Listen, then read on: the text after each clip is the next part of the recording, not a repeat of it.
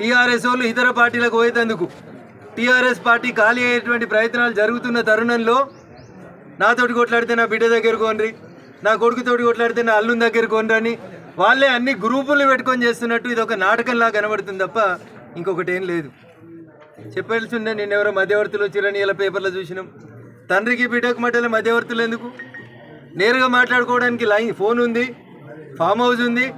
బిడ్డ వస్తా అంటే నాయన రానిస్తాడు కూడా.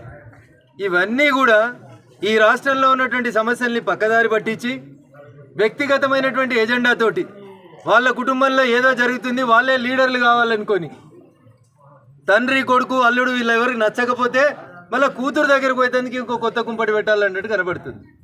నాకు అవగాహన ఉన్న కాడికి, నాకు అర్థమవుతున్న కాడికి చెల్లె కవిత ఆల్రెడీ మెంటల్గా ఫిక్స్ అయినట్టున్నది. టీఆర్ఎస్ పార్టీలకు వెళ్ళి బయటికి పోదామని, సొంత ఎజెండా పెట్టుకుందామని, అక్క షర్మిలక్క చేసినట్టు పాదయాత్ర చేద్దామని, ఓ కొత్త పార్టీ పెట్టుకుందామని ఆమె డిసైడ్ అయినట్టు కనబడుతుంది.